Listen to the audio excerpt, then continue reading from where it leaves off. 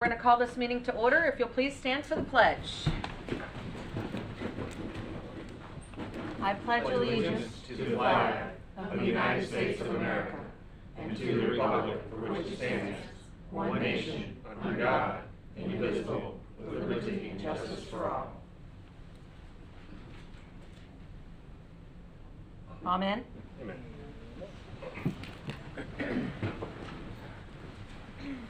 Can I get a roll call, please? John Junko, Bo Bofamy, Here. Tom Jordan, Here. Lance Green, Is here. Newton White, Here. Stan Schmidt, Yes. Chair Mills Benet. Here. And I will take a consideration of the minutes. Make a motion to approve the minutes. Second. Roll, please. Bo Bofamy, Yes. Tom Jordan, Yes. Lance Green, Yes. Newton White, Yes. Stan Schmidt, Yes. Chair Mills Benet. Yes.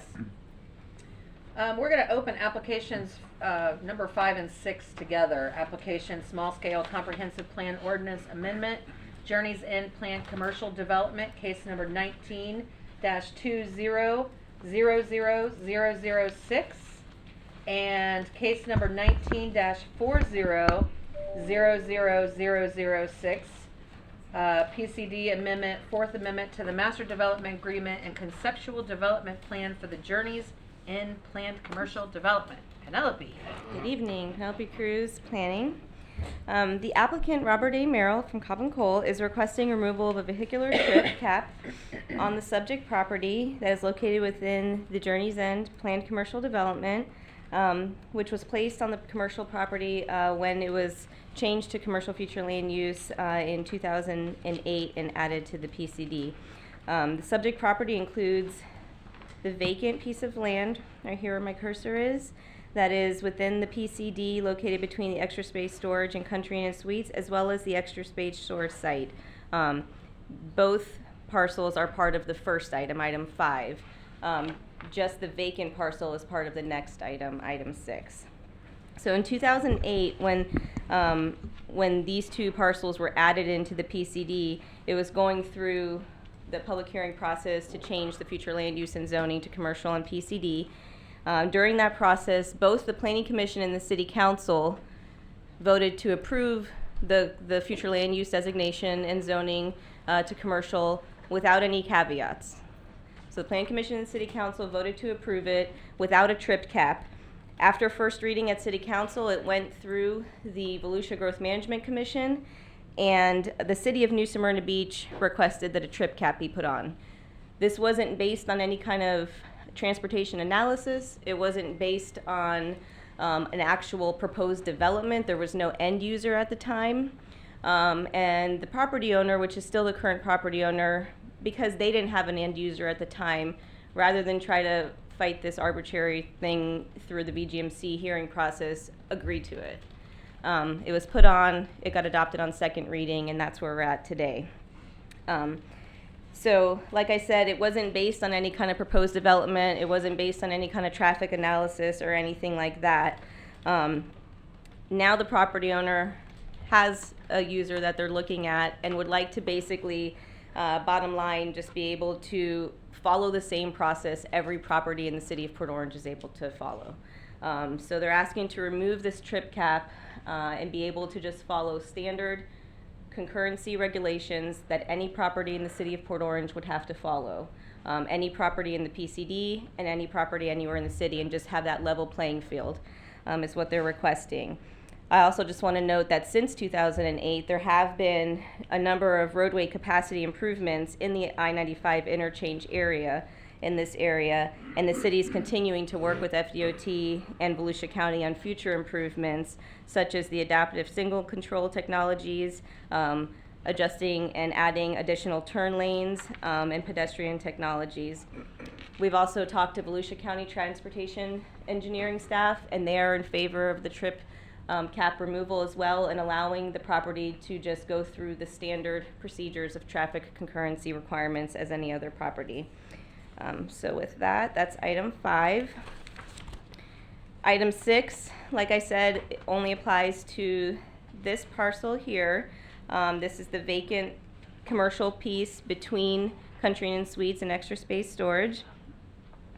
The proposed Fourth Amendment would add hotel as a permitted use for the subject commercial lot and revise the building and parking layout on the conceptual development plan for the PCD.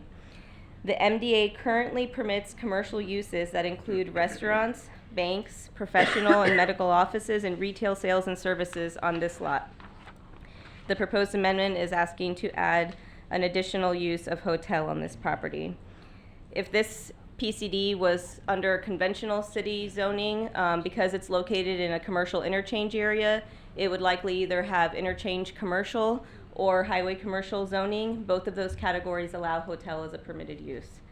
And as you all know, as part of any future site plan that would come in the future, if this were to be approved, all the requirements of the Land Development Code and the plan and the PCD would apply as far as stormwater, traffic generation, landscaping, tree preservation, architecture, lot parking design, and they're not asking for any deviations from our standards in the Land Development Code or from the MDA.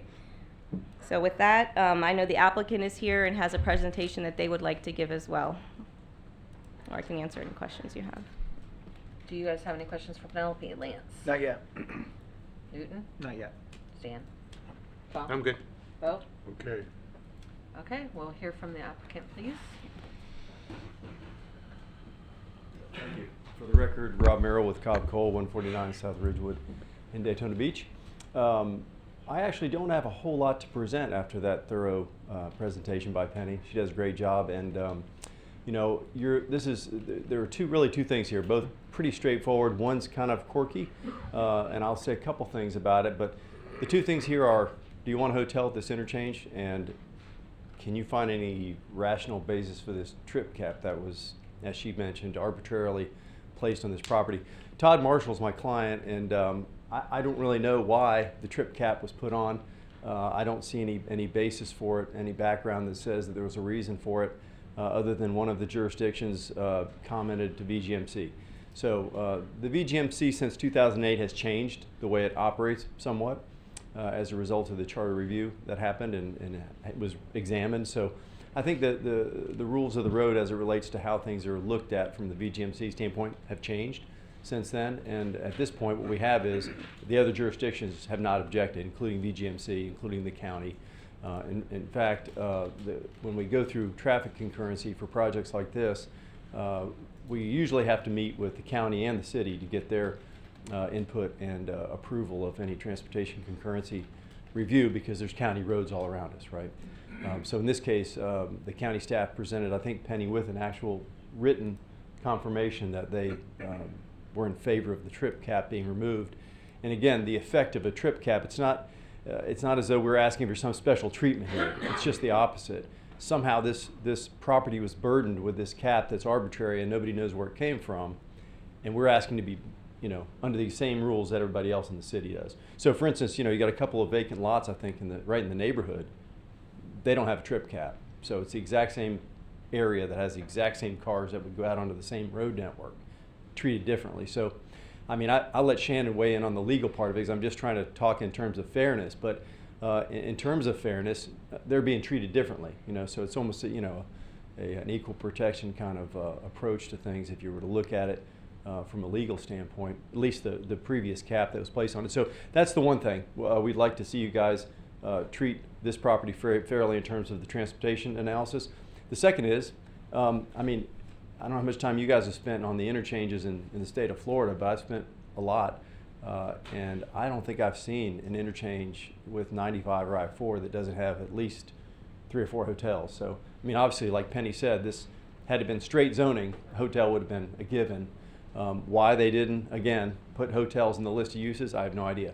But it would have been appropriate to start with back then. So I'm saying to you now, and I would suggest that it's certainly appropriate here. So with that, any questions from either me or for Todd? We've got our transportation consultants here as well. This has been looked at. The first piece is a technical piece. Does it work or not from a transportation standpoint? And what we will be going through once we have a site plan, which you will see, is the traffic concurrency analysis, which ends up being, here's the project, here are the trips that leave the project and come back at the peak hour, and here's what needs to be fixed on the road network so that it doesn't cause any problems for anybody. That's the simple version of concurrency. So Lance, Questions? any questions? Well, no, I don't have any questions. I mean, again, the thing about this is that when that trip cap was put on, the adjoining property took 175 of those trips, only leaving this property with 128. Right. So not a lot of business is going to be done with a trip count of 128 trips. I mean, I know that I was on this panel when we set this cap. Mhm. And when we set that zoning, because we really didn't know what was going to go on. But Right. as we evolve, and again, this is the right spot for a hotel, I think that we need to be a little more fair with the trip count, because we're being hindered by what was put on it before and what was taken by the previous property, correct, Rob? Correct. Right. You know, and again, the number was arbitrary. Yeah. There's no basis for it. We can't find any science behind it. But I can tell you that if you were to say we should be treated like everybody else, there will be science behind it. Anybody who builds anything in Port Orange has to be analyzed both from the county and the city consultant standpoint and our own consultancy. You got 3 engineers looking at the road network to figure out how it's going to work after somebody builds a hotel or builds a restaurant or builds a whatever, to make sure that we make the improvements that are necessary to compensate for the new trips on the road. Newton? Those improvements, have they been thought out yet, or that still needs to come? You mean for the hotel? Yes, They have, and in fact, I mean the Penny- traffic improvements.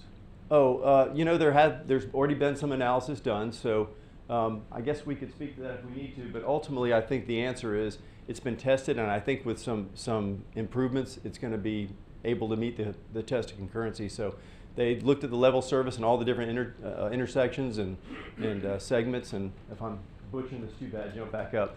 But at the end of the day, I think a lot of this has to do with you guys did a kind of a wholesale signalization, synchronization computer program That's coming this year. that's coming this year. And that's a big step that's fixing this intersection so it works better, this interchange. And then we've got some other minor signal timing changes, I think, that we've got in the queue. So again, I butchered it, but then I think there's some turn lane things, maybe some other things that need to happen. But at the end of the day, it'll be thoroughly And your vetted. client's willing to make these improvements that are determined that need to be done. They have to legally. Where I'm coming from is I think, I can't speak for anybody but myself, but what I hear most in this community when it comes to any development of anything, whether it's a drive-through kiosk or another big box store, is where we're going to do with all the traffic. Right. Everybody is angry. I travel a lot, and I don't think we're that bad, but that's not what our community wants, that I hear. So very sensitive to traffic concerns and what it would produce, and I'm also sensitive to what else could go there that would produce more. Right. So taking the lesser approach is always a good thing, Right. at least from this side of the dais. Right. I would suggest to you that the list of uses that Penny rattled off a minute ago, some of those are actually higher peak hour generators than this would be. So it's a better use from that standpoint. But again, from the practical standpoint, you know, from the standpoint of commerce and good business, this is the right place for an interchange hotel, right? I mean, it's kind of obvious. Stan? In regards to the trip cap, New Smyrna Beach originally got involved in this thing. Do we need to go back to them and say, hey, we're going to remove that trip cap that you guys asked for? This process we're going through is open for everybody to look at, and including VGMC, who's the one who actually weighed in on this. And Penny can answer, but I don't think that anybody's said anything about it from any of the governments, other than the county who said they were okay with it. We've already started those conversations, and as part of when they first asked for the trip cap, so after City Council, it gets sent to Volusia County, Ponce Inlet, Daytona Beach Shores, South Daytona, and then it gets to go to the Volusia County Growth Management Commission, as well as all the other cities in Volusia County get a notice as well. But they'll be part of the review. It goes through VGMC review. As far as you know, they don't have any particular hurt feelings over No. this if we change this? No. Okay, No, that's, it's I a mean, it different- just sounds like it's kind of a It's a goofy deal from the different, beginning. different world, different players in the sandbox. It was more of a, Some of it's about Political some of issue, it's I about think. politics and personalities, but also some of it is about the practice of implementing concurrency. Okay. And back in 2008, that wasn't happening like it is now. We're doing it. We're doing concurrency prop share agreements all over the county and in Flagler County. I am anyway. And we weren't even talking about that 10 years ago. The one thing that I noticed on that particular thing, because I had an occasion to be back and forth a couple times this summer, And I don't know if this is specific to you or this is something the city has to address, but there are people who are staying at the Country Inn who are there because they're truck drivers, and they've got their trucks on the road.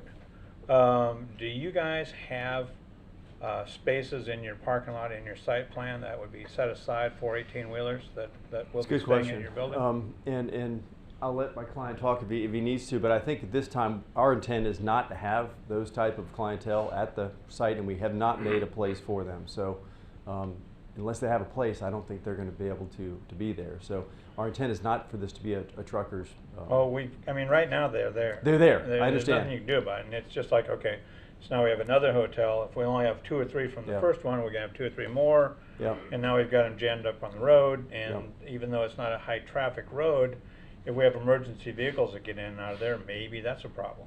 Yeah, so, it becomes an enforcement issue to some extent, and from a standpoint of our perspective as business people, I think that my client's going to tell you he's going to do whatever it takes to keep that from happening. We can work with the city on whatever it needs to be done in terms of memorializing that in the PD agreement, but it sounds to me like if they're parking in the right of way, they need to be ticketed, Is that something, Penny, that you have to deal with now? Sorry. Penelope Cruz, it's nothing we need to put in the PUD. It's standard procedures. You're not supposed to be parking overnight. We've notified code enforcement. We've seen it too in the PD. They shouldn't be parking overnight on a public street. So if anybody sees that, you can call the police department. It's not allowed. I have another comment, but I'm not gonna say Yeah, it really comes down to an enforcement issue. But the truth is, if we were to accommodate them somewhere, then it might even exacerbate the problem, because I think that they have trucks running all night sometimes. That's probably so- true, Yeah. if they know that you have space available for them. I meant to mention, I'm sorry to interrupt you, I meant to mention that we did have a neighborhood meeting. It wasn't a requirement, but we felt like we wanted to make sure that, because we've got single-family neighbors to our east, and we met with them all. We had a good conversation. A lot of good questions were asked. The plan that's in front of you, I meant to describe it to you. Do you have it on your screen? I can't tell whether you have the same thing I do. We've got a On our shot of screen, the we roads. have us, but we have, Um, we have it in our there, now packet. we have it. Okay, There we go. so this is a site plan that we rendered as a result of the conversation that we had with our neighbors to the east. And so they were looking for some buffering, and rightfully so. And we weren't at the site plan stage yet, but we wanted to go ahead and put these things on the PD plan just so it was memorialized. And I'll tell you, there's a couple of things about it I want to make sure you recognize. When you see the plantings, it's obvious where the plantings are in the dark green, and then you see there's a lighter green color that runs around sort of the back of the property in an L shape. That property that is outside, that's, let's say, the area of the lake that's to the right of that dark line that's to the middle of the lake is owned by the Property Owners Association that's got multiple different businesses out there. So we're going to need to go to the Property Owners Association. We've already had some conversation with some of them about our ability to put those buffers across their property, which is common property, to protect the neighbors to the east. And if we aren't able to get to that, we're going to wrap it around the closer to the hotel. That would be significant buffering, which is required by code, but we did better, as well as either a wall or a masonry fence. So when I say masonry, it's a hardy board type fencing that's very durable, and soundproof, if you will. So that came out of our meeting with the neighbors. I wanted to make sure you guys are aware of that. Thank you. That's it for me. Tom? Yeah, I echo exactly what Newton said, which is, and it's not specific to your project, it's the major complaint on citizen surveys and conversations and Facebook and everything else is the amount of traffic, especially in Dunlawton. That's the main artery. So when when we have to bring up a project like this where we're putting, maybe up to 900 trips on a segment of Taylor Branch, which is already at capacity, and trips that travel up Williamson, which is 2 segments already at capacity, it's hard to swallow to vote on something like this and say yes. But I think fairness is pretty accurate on this. I got a couple questions, some technical questions on your proposals, your technical memorandum. So on the technical memorandum, that's a year old, right? Katie, you want to go at it? I've got the expert coming up to answer your questions. Please introduce yourself when you come up.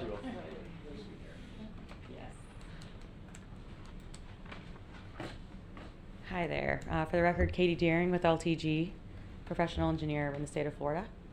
And what was your question specifically? The question was, first of all, that this report that you guys put together is a technical memorandum. Mm-hmm. Was dated February 21, 2019. Is that correct? A year old? February 2019. So yes, coming up on a year. Mm-hmm. Okay. Yes. So there are, all the numbers that are in here are really at least 12 months old as far as traffic counts, intersection counts, stuff like that? Correct. Okay. On table 1, let's see, where is it here? So on table 1, that's telling us the intersection analysis. So this is turns and travel through intersections. Mm-hmm. An overall delay. Yeah, so you're saying that Williamson Boulevard at Taylor Road, the PM peak hour has an 81-second delay, and that's greater than the LOS for that. Yes, Is correct. that right? Okay. Mm-hmm. And the same thing on Dunlawton at the northbound ramp Yes. on the PM peak hour. So let me jump you over to table 4. Mm-hmm. So your traffic counts, your historical growth rates and vested traffic, show Taylor Road actually intersecting with Bevel, Madeline, Willow Run, and Taylor. I assume you meant Williamson instead of Taylor on that.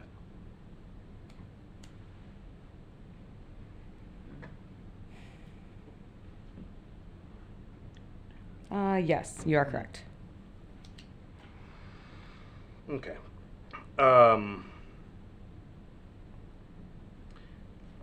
And then when you calculate your historical growth and you're working off the average annual percentage increase of traffic, Mm-hmm. let's take the second one there, Taylor Road, between Dunlawton and Clyde Morris. Mm-hmm. You list an average annual percentage of 3.28%. So what years did you guys pick for that? Those were the last 5 years of data from the latest information that we have. So that would be 2011 to 17? 17, yes, correct. Okay. Because I looked online at the Florida DOT online traffic report system. Mhm. So for 2014 through 2018, the average growth rate, annual growth rate was 14%. It's a huge difference. Right. Well, for these counts, we used Volusia County data that we got specifically on these streets. Which is different so, than the Florida DOT. Mhm. So FDOT has different sections and different types of counts that they Okay. collect. Okay. And these will then- all be updated whenever we go to the site plan approval process. Yes. All the counts will be updated and the vested traffic and historical information as well. Mr. Jordan, could I weigh in on one thing real quick? Sure. 'Cause what Katie's just saying there is, we're sort of out ahead of ourselves on what she's showing you now and you're analyzing. Normally, we're doing a much more generalized comparison when we're doing a zoning case like this. Right. We decided that because of this nature of this being this trip cap, we wanted to analyze it as if we were going through the concurrency process, get a lot more information, but we're still going to have to do that over again to get our site plan approved. Exactly. Got it. Which is where we're headed with this. So appreciate your answers. Thank you. I just want to make sure I understood what I was reading. But yeah, the whole thing is, even if we have no capacity available on the roads, we still have to approve this because we have projects that you guys can put fair share money into to help alleviate our traffic So it's not issues. quite as simple as that. I understand. But you're right. Essentially, we have to be analyzed in terms of our impacts, Mhm. and we have to pay for them. Right. And in a lot of cases, we've been doing pipeline improvements, we call it. So in other words, you might find a place that's a particular improvement that you can do, and it's this amount of money. And if you put all the little percentages of all the little places in the road that you affect, it amounts to that same amount. We've been doing a lot of that in Volusia County, and it ends up having more bang for your buck because somebody puts in a new, turn lane or whatever it is that helps a lot of other people, and it kind of frees up the road, with one fell swoop. So again, that's just an example of what could happen. Not just when you say you pay the money, it's not always you just pay the money. Right. A lot of times you're fixing the road. Right. So, my biggest concern really is coming out of that Journey's End, turning left or right, depending on where they're going to go. Left, they end up on Dunlawton, which theoretically, if this is a freeway hotel, you're talking people who are going to get back on the freeway and head north or south. So they're going to end up on our beautiful Dunlawton U-turn. somewhere In along front of there. Target, probably. Yeah. Or if they turn right, Well- they'll have to figure well, out how to get to The- Dunlawton through. The signs direct people going to 95 to go up to Clyde, or Clyde. Yorktown. Yeah, that's what I was gonna get at. Which is was- So already what is the plus signage down there? I hadn't had a chance to look. Is there signage Yeah. right at Journey's Yes. End? And how far down on Taylor Branch then? It would catch them before they would make the left-hand turn. There's a sign there too? Yeah. Okay, all right, cool. That's all I had. Thank you very much. Okay. Bo, Just one quick question for Penny. There's property Thank for you. sale to the north of there. What is the potential use of that property? One second. Are you talking about, hold on a second. Are you talking about this piece right here? Yeah.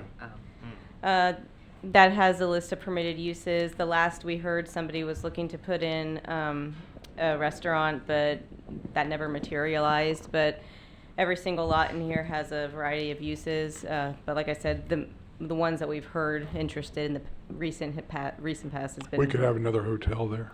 No, I don't believe hotel is a permitted use on that lot. no.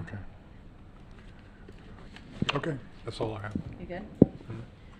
So I'm conflicted because traffic, obviously, like everybody has said, this is not an easy in and out from 95. It's just not. And I picture people leaving the hotel and making U-turns in front of Target, which happens all the time despite the no U-turns. Everybody knows that's my pet peeve. But despite the sign. And I've never heard anyone in Port Orange say, hey, we need more hotels. And as far as I'm aware, the hotels we currently have never stay full. So I'm curious why you would even want to be there. Yeah, so why would I be going through this pain and suffering? Exactly. Because the market's bringing the hotel. I mean, that's what happens in zoning world. I've been doing this for 34 years. We're here because he's got somebody, or more than one person, who wants to build a hotel here. Or we wouldn't be here. Right. We're spending money, we're spending time, we're spending your time, which we appreciate you taking it. But at the end of the day, we're here because somebody wants to put a hotel there. And it may be a different hotel than the one that's there. Who knows? I mean, the free market sort of dictates how that happens. On your point about the U-turns and the traffic, I live in Ormond. I'm third generation resident of Volusia County. So I'm like you guys. I don't want more cars in my way. But people are coming here. I mean, people are coming here. They're going to keep coming here. And we find the right places for different uses. That's all we can really do. And we manage the situation as best we can. I understand that Journey's End is kind of an odd roadway. Yeah, so odd. How it ended up like that, I don't know. But that's what it is right now. We've got a couple of vacant lots there and business people that want to do something there, and you just got to decide whether it's reasonable. My opinion is if you've got the market that's bringing a hotel, they want to be there, and it's going to be a quality hotel, I think it's a good addition to Port Orange myself. If your idea is you don't want any more traffic, we're all faced with that same dilemma. We just have to manage it. I mean, but to tell somebody they can't, especially somebody who's already got a ability to build a restaurant there or an office, medical office where people are coming in and out of peak hour all day long. I mean, I think the hotel is, from a traffic standpoint, is definitely better than some of the other uses because they come in at night, come in, different times of the day. When they go out, they usually go out when there's not rush hour going on because why would they? So I think it's, again, if you want nothing, well, that's probably not going to happen. But nothing's never going to happen. True, but if you want to choose, wish. I think the choice that I'm bringing to you with the hotel is a better one from a traffic standpoint than the other uses that are already listed there. Yeah, the trip count approval thing is weird, right? Like, I don't understand why that was put into place to begin with. I don't know why. That might be a sign. Suddenly. They changed the time limit sign symbol on it. It's not a buzzer anymore, it's music now. All right.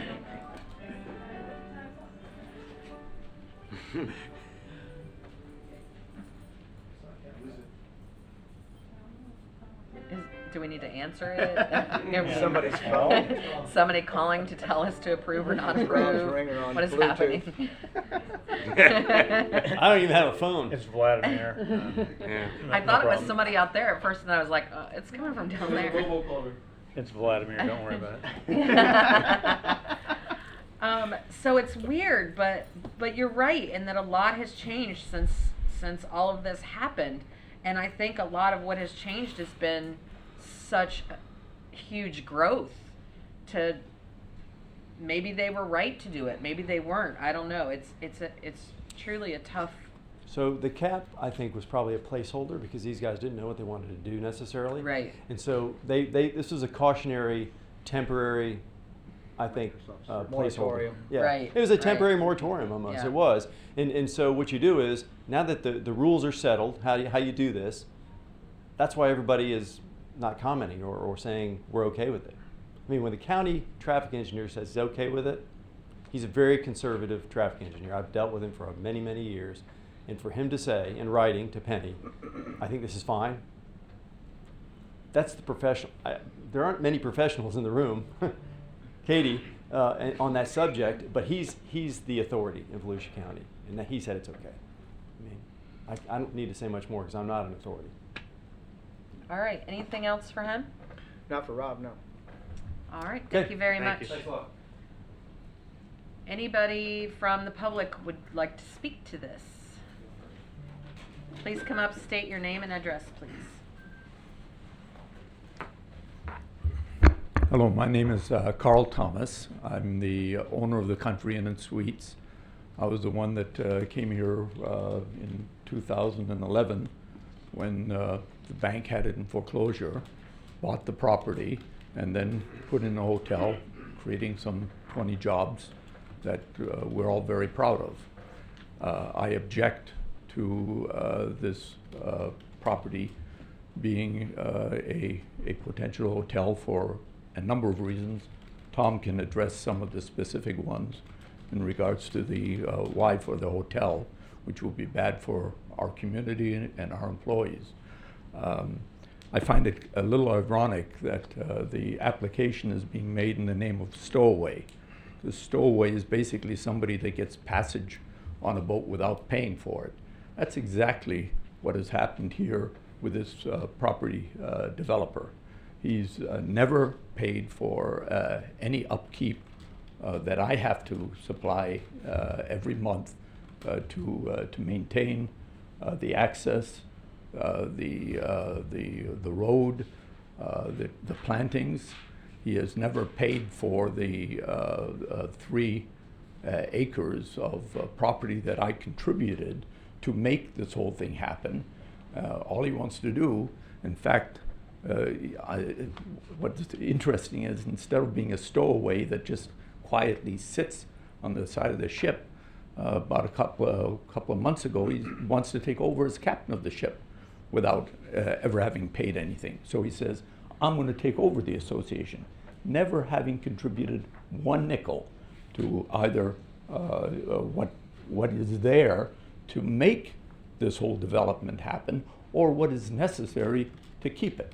So what you're doing, when I bought this this thing, I looked at what were the associated uses, and I wasn't going to buy the place if I'd known that there was going to be a hotel put next door.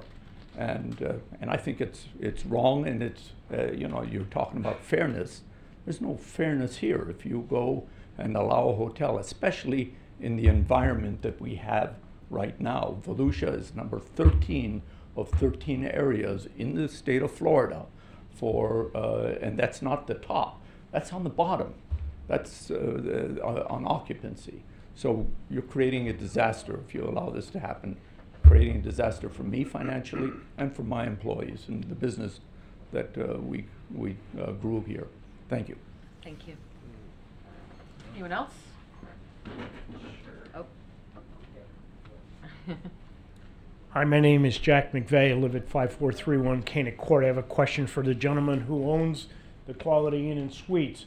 What is your occupancy rate, sir, for the last 12 months? Country Inn. Country Inn and Country Inn and Suites. Suites. Can he answer You that? need to address Yeah, he- Is need it- to address you, Murray.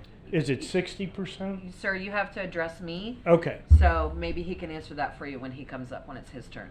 Okay, great. That would be a big question as to what the occupancy is over the last 12 months. Thank you. Thank you. Tom?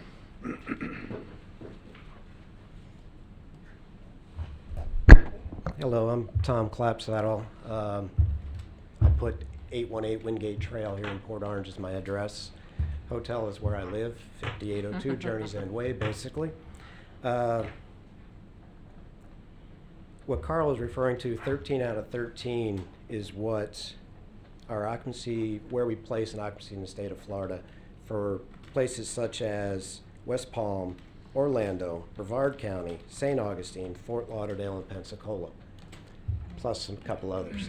But that is what the STAR report that the city of Daytona Beach the HA Board of Daytona Beach participates in. And we are at 62.3% occupancy in the city of in the Daytona Beach area for occupancy. That is what the occupancy rate is for the year ending 2019. As far as revenue, RevPAR, which is simply occupancy versus rate, we're sitting at, again, 13 out of 13 Daytona Beach area at $73.60 against the other areas, $104.92. So we're down $30 compared to everybody else. And when you already have a Holiday Inn Express that has been okayed and is set to break ground, I have been told by the owner, in March of this year, directly across the street or directly across the 7-Eleven, that seems to be an issue in our market, period, let alone Port Orange and for my hotel.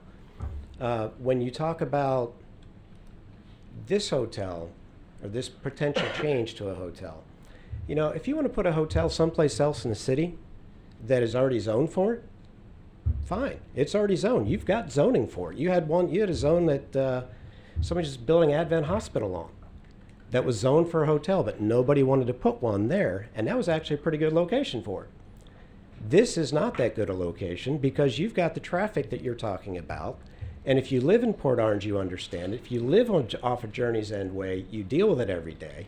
The traffic counts they did, which I know they have to do again, those traffic counts were done at a time before school systems changed, before times changed for schools. And to say that I don't have people coming in and out during the day, that's not true. And to say they wouldn't have people coming in and out during the day is not true. They're talking about meeting space at that property. So you're going to have traffic happening all the time. This is not the best case scenario. And please, when you're thinking about this, don't forget about Paytas Homes coming on that corner at that turn where they're going to put their corporate office. That is going to direct, I mean, it's bad enough right there at Journey's End Way. So thank you. Thank you. Anyone else? No one? No? Come on up.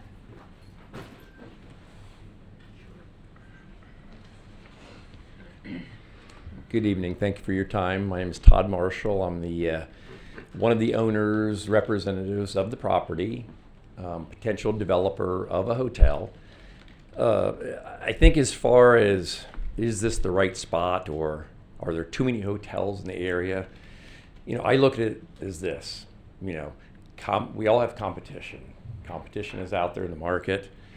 The current hotel, I don't know what their occupancy is. I think he said 60%, 70, whatever. You know, that's a reflection of a lot of things. It could be maybe they're great managers, maybe they're not good managers. You know, you come into any town or city and, you know, you have McDonald's and Burger King and a Wendy's. Then you have an Olive Garden. That's another price point. You may have a Burns Steakhouse. That's another price point. So you've got a lot of different levels. You can't look at every business as attracting the same customer. In our case, I think we're smart enough not to build or develop a hotel that will be at the same exact price point as the Holiday Inn or the Country Inn and Suites. We recognize that. We're pretty smart business people. So at the end of the day, you know, we are looking at bringing a different hotel brand with a different price point. You know, there's a customer for every seat. And look, the area is growing. you know, we join Chamber of Commerce's, you know, where we are, and what's the idea of a Chamber of Commerce? They are a welcoming committee. You know, they spend a lot of time and put a lot of effort into bringing people down into the city and creating a vibrant, growing town with a bigger tax base. You know, so that's what it's kind of all about. So, you know, for me as a property owner, you know, to come in and ask to, you know, respectfully ask for the right to build a hotel there, the right hotel on the property, I think is very fair. And again, if we bring something that's a different price point, we think that's very fair. I mean, to just to flat out and say, we don't want another hotel there, well, that's, you know, kind of sounds like anti-competition, you know, anti-business, and that's not what America is all about. So again, in the big picture, you know, there's a price point for different products in the market. We'd like to bring a different product and make a nice product for the city, and, you know, pay our taxes and be good citizens. And, you know, that's what I'd like to do on my property. So as far as the traffic goes, I know there's technicalities. I'm willing to pay my fair share. I mean, I know that. You know, I'm a Florida native. I've been here my whole life. I don't like any more traffic. Every time I see don't take this offense, anyone from New York, but I see a New York license tag, it's like, oh God, here we go. So anyway, that's the story. So I respectfully request you approve my use. I think it's reasonable. Thank you. Anyone else? Come on up, sir.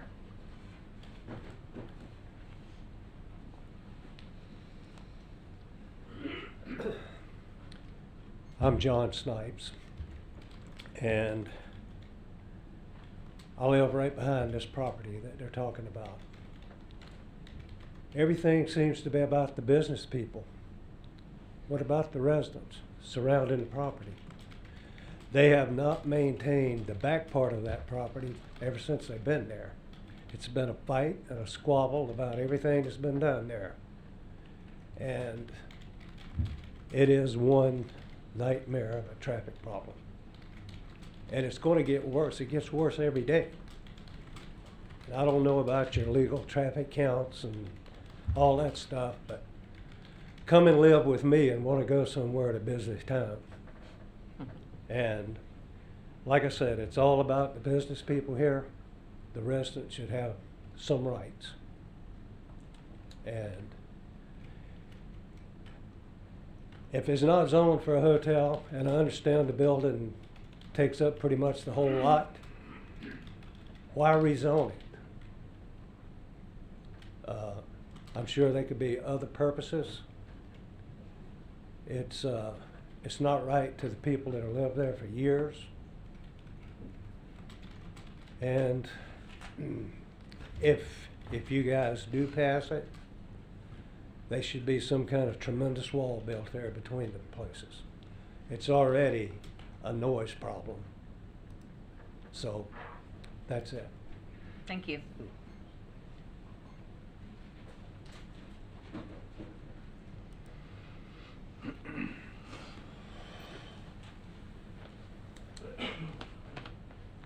My name is Brenda Kish, 5821 Boxford Road.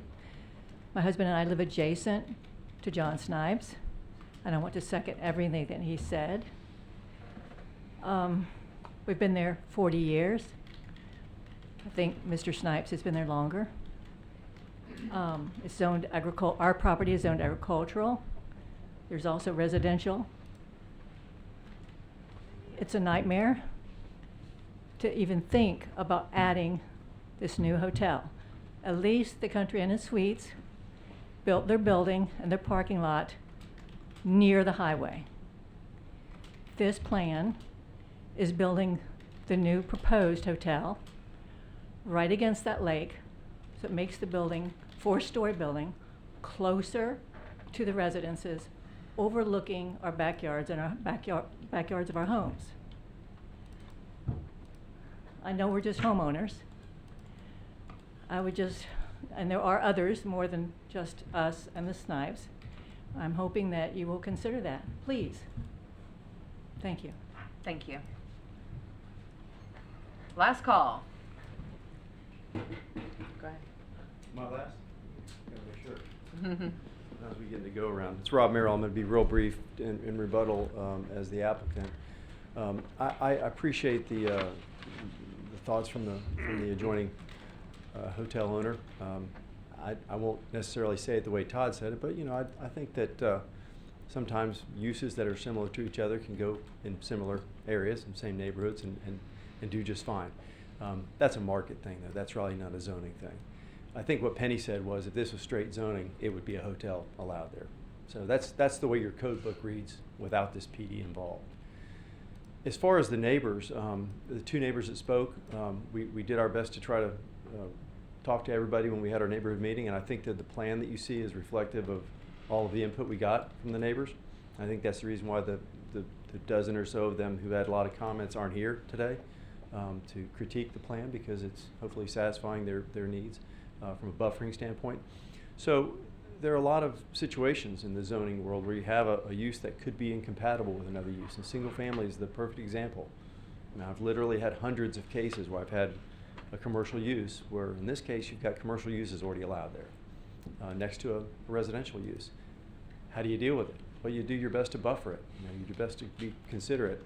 The comment about the maintenance of the area behind there, I mean, intuitively, I'll tell you right now that my client will tell you he's going to build this hotel, or someone's going to build this hotel and will maintain it because it'll allow them to do business and have customers. But intuitively, you're going to know that somebody being there rather than somebody not being there to take care of it is going to much more likely improve the place rather than make it worse. So those are my thoughts about the input. I think that the neighbors are making justifiable comments. So we're here to even talk to them further before this gets to the city council as needed. Thank you. Final comments from commissioners. Lance? Well, I grew up over at Mr. Snipes' house, so I know that road well. But since I've sat on this committee, I've always made sure that how we buffer our commercial to our residential is probably one of the most important things to me. And even in the planning of this particular property, I've been through this property since the get-go, and the neighbors have always been a concern of mine, always have, and how we buffer, and if we can put landscaping and we can put ponds up against it, then we're not putting buildings up against the houses is very important. The same held true with Yorktown Boulevard and the people on Sweetwater. It is important to me. If I could, I want to ask Penny one more question. How many other sites in Port Orange have zoning for a hotel? Now, I know the one behind the VFW and the Sweet Frogs is still a site for a hotel, yes.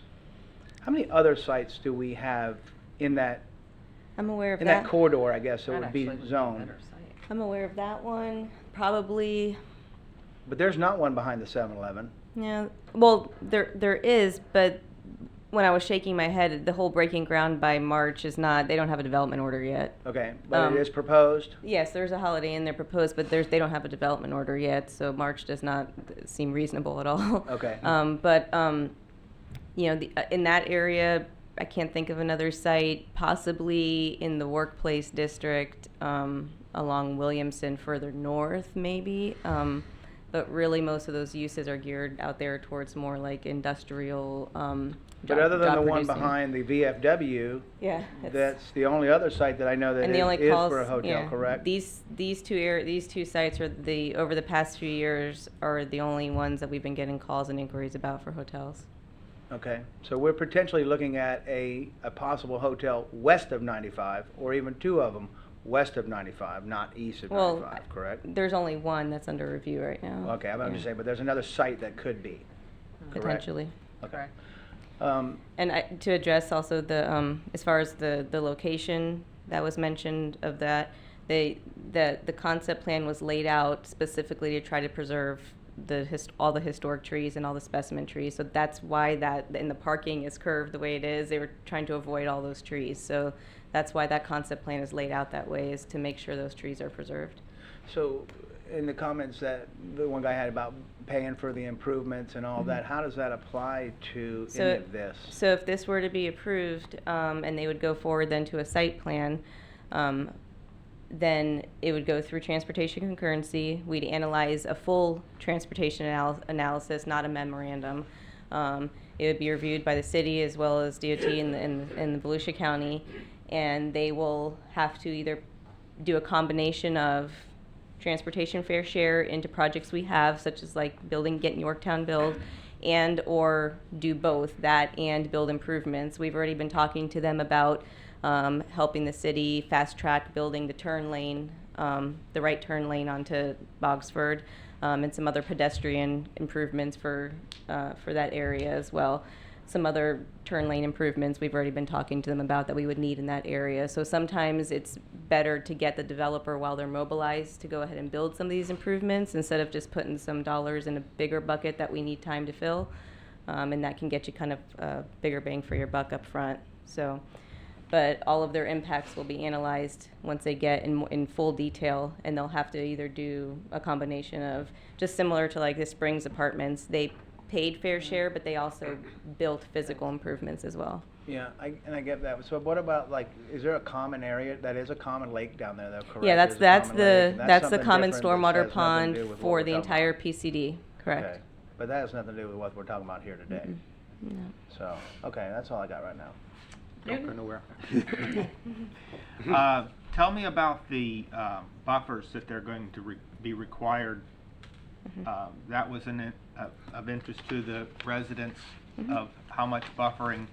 Obviously, you're going to have the enlarged stormwater retention area between the building and the homes. But where would the wall go? Where would the So the way the master development agreement is written right now is that because the pond is here and it creates a larger buffer than what's required by code, that plus the landscape buffer, which is a 20-foot landscape buffer, is what functions as the buffer. However, if the problem is if the property owners association would give this applicant the authority, they've said that they would be more than willing to also add a fence or a wall back here, but this area is owned by the property owners association, so they need to get their approval.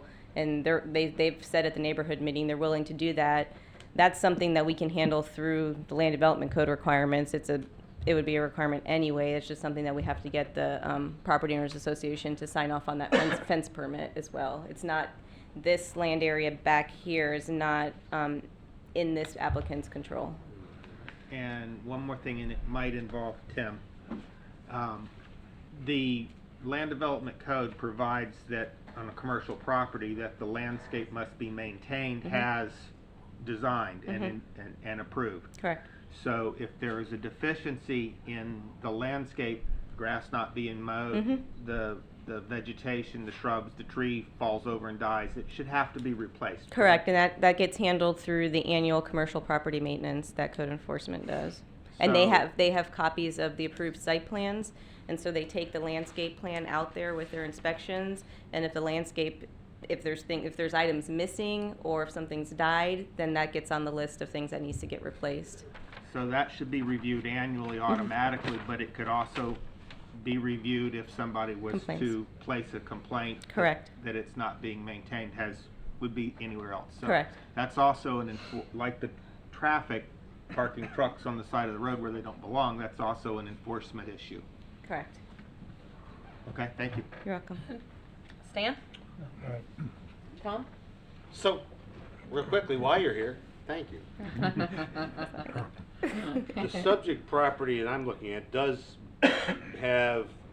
border with the residential to the east of it. Is that right?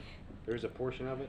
Yes, but the pond is, and that might not be drawn properly. I think this actually ends right here. Right. This pond is actually owned by the POA. It's maintained by the POA, and it's the common facility for the whole. The pond, yeah. But when I look at this subject property border, Yeah. right there, just to the west, to the right of where your cursor is, that line running north-south that abuts this property and the residential Yes, properties. correct. Actually, yes, it does. That is correct there. So, But they still have to get for the what the neighbors said at the neighborhood meeting is they would like a fence or wall along this entire, so that's where, if you're gonna build it, instead of just building a little, you need to get the POA involved to build the whole Well, thing. where I really wanted to get to was, right now, they only have to provide a landscape buffer on that back stretch, right?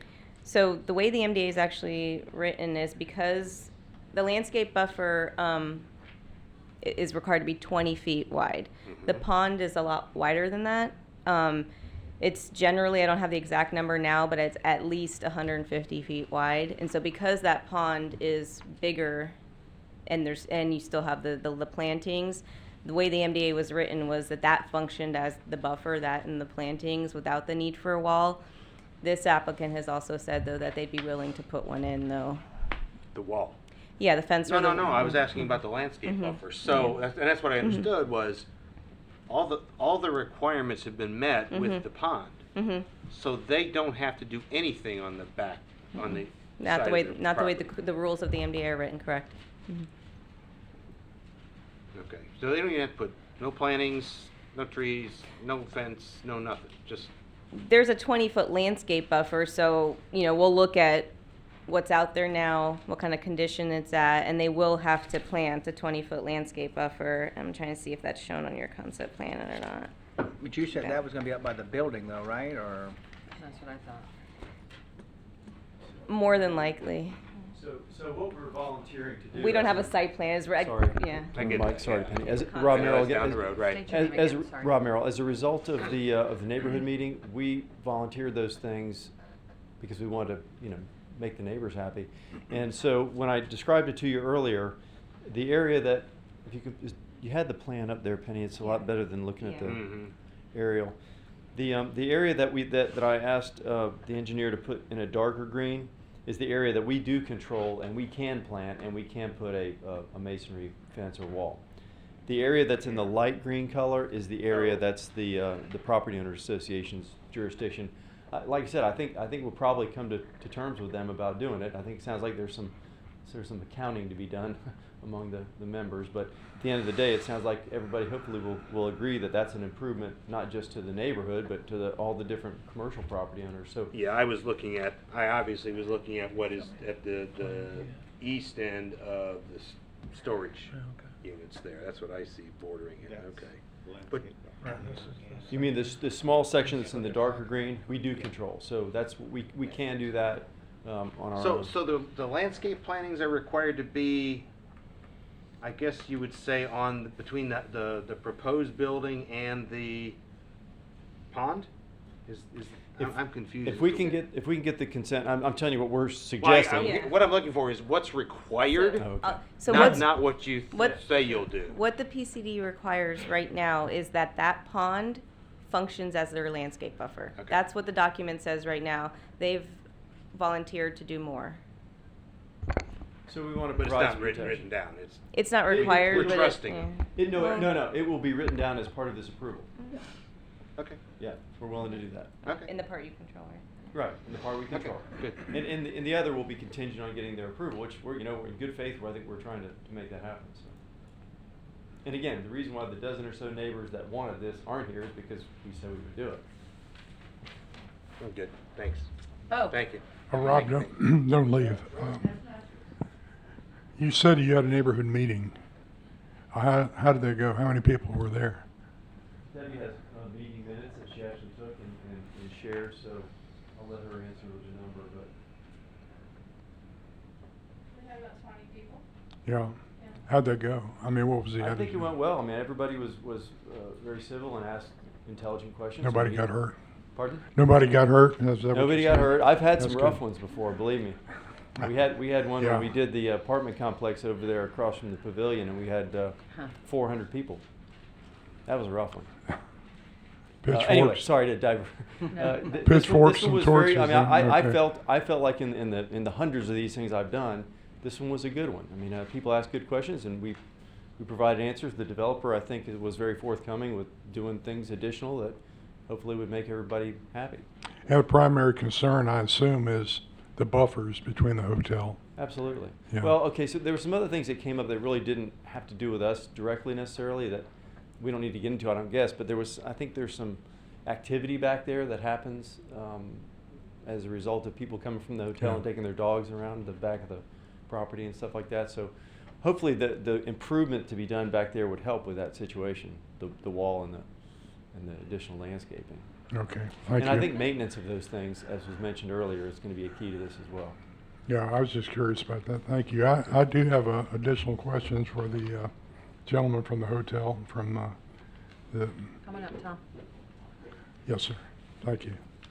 Tom Clapsaddle. You know, having a little experience in real estate, when I look at this, I think one of the things that we consider on vacant land is highest and best use. And, you know, we're looking at this, or you're looking at this, from your perspective as competition and, No. you know, and my question, I guess, to you is, you were talking about percentages of occupancy, and not being in that business or not having a lot of knowledge about it. How does that compare to in your industry? You were talking about 60 to 62%. Give me 1 second, let me grab my paperwork. You don't have it on the top of your head? When you, no, I want to give you exactly what I said. Well, you know, you can ballpark. When you're talking about, and they're proposing a 100-room hotel somewhere around there, 100 to 130. They're not sure which, well, it changed at the meeting the other day, so 100 to 130. But if you got a 100-room hotel, you got 60 rooms occupied if you're at 60%, which that's the way it is. Yeah. As far as I get that, but I just want to make sure, but as far as our area is concerned, we're at 62.3 in the Daytona Beach area. It's 62.3% occupancy. Around the state of Florida, it averages 72.3 is what I had said. And there are other major destination markets that they compare themselves to. Our area is hurting, is down considerably, and it's a Daytona Beach market. well, that's where I'm going. You know, it seems to me like that the occupancy rate was low. Not knowing. And that you verified that. That includes relative. Relative to Florida, 73%, which still seems low. You know, all the way around, but okay, you got stats. I can give that to you. I'm not making it up. No, I believe you. I don't need to see it. How many rooms do you have, Tom? I've got 87. 87. Okay. So we're going to have another hotel next door to you. And you guys aren't even at the average for occupancy. I guess my question to the builder is why we're doing that. Is that the highest and best use? And I don't have any control over that, but it's a curiosity. Yeah. Thank you. Can we just do this together for a second? Sure. Did you give us your occupancy? No, I did not. Did you asked for his occupancy? Yeah, He I asked did. for the area's occupancy. No, he asked for your occupancy. Well, yours, 75%. There you go. Oh. That's Okay, all. I think we're good, gentlemen. All If right, you guys thank you. can take a seat. Yeah. Thank you. Thank you very much. Okay, good for the commissioners. Stan had a follow-up. That was my follow-up too. I was just gonna say, I don't think we were talking apples and apples, because when we Oh. look at the Daytona Beach area, you're looking at some of the places on beachside that are 50 years old, 60 years old, that kind of stuff. You're not looking at what's going on in Port Orange. And I think you tripped into it. So Yeah. we got what we needed to know. Yeah, at that Yeah. point that in was time. gonna be my follow-up is, Okay. because every time I go somewhere, on a weekend or whatever, it's like, I better make a reservation well in advance or I'm not getting a room. So we're good? It's- Thank you. Do we need to open these together as a motion or No, separately? they're separate motions. Okay. And you've opened them both, but. for Well, that's discussion what I meant, purposes, motion, yeah. separate. Take a motion. So, take a motion on the first one, item number 5. Make a motion to approve case number 19 oh crap, there's so many zeros. That's item number, all right, yeah. 19-200000006. Second. Roll, Just for please. clarification, that's just the trip count one we're talking about, That is correct? just the trip count, correct. Roll, please. Bo Bofamy, Yes. Tom Jordan, No. Lance Green, Yes. Newton White, Yes. Stan Schmidt. Yes. Chair Mills Benet. No. Motion passes. Now, if we can get a motion on item number 6. Make the motion to approve case number 19-400000006. Any seconds? I'll second. Roll, please. Bo Bofamy, No. Tom Jordan, No. Lance Green. No. Newton White, Yes. Stan Schmidt, No. Chair Mills Benet. No. Motion fails. Thank you very much. Yeah, thanks for your time. Anybody who wants to escape, you have a minute to do that before we continue.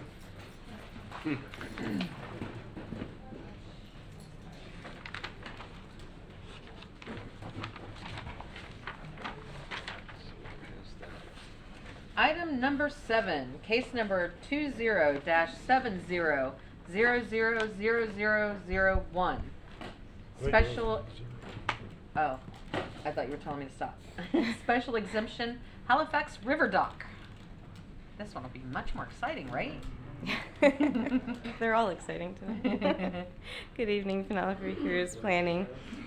Emilio Cirelli, applicant for the property owner and Land We Trust, LLC, has applied for a special exception to allow a private recreation facility on a private property zoned floodplain conservation. The 3-acre subject property is located approximately 1.5 miles south of the Dunlawton Bridge and has been zoned floodplain conservation since the late 1970s. Sir, can you take it outside, please? Yeah. Thank you. The special exception criteria for the proposed private recreation facility has been met. According to the applicant, the recreation facility will be in the form of a dock, which would be attached to the subject property that extends into the Halifax River. The dock is considered a recreation facility as it provides the owner the ability for water-based recreation activities such as boating, fishing, wildlife observations, swimming, and tent camping.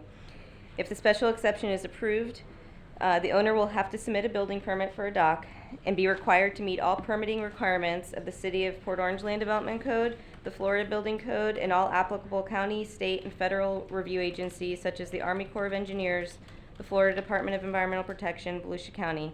Typically, this special exception step is the first step involved in getting the zoning approval before submitting any permits to those agencies. However, the applicant has been communicating already with the Army Corps and they about obtaining the permit, and they basically have said that the dock is outside of the federal channel setbacks and they don't anticipate any navigational issues. They also said that the dock appears to, without doing the formal review, but it appears to conform to the United States Fish and Wildlife Service guidelines for design criteria. And they don't see any significant issues that would prevent the issuance of the dock. However, they did say that if they were able to issue a permit, that it would be conditioned upon the applicant entering into a consent to easement with the Army Corps Real Estate Division. Basically, this consent to easement is what allows the property owner to build a dock into water not owned by the applicant. Basically, if you want to think about it, a comparison would be similar to a license agreement for somebody wanting to make an improvement in city right-of-way. So the Army Corps owns the right-of-way in the river. So that's what that consent to easement would be for. The city's special exception process is required because the dock attaches to private property that has city zoning on it.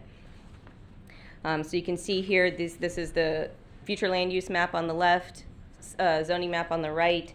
The property is zoned conservation, has a future floodplain conservation zoning. I just want to put on the record that residential dwelling units or non-residential development are not allowed on the subject property. The only permitted use in the floodplain zoning conservation district is outdoor facilities for civic and public functions, and the public or private recreation facility, such as the proposed dock, is a special exception use in the floodplain conservation zoning district.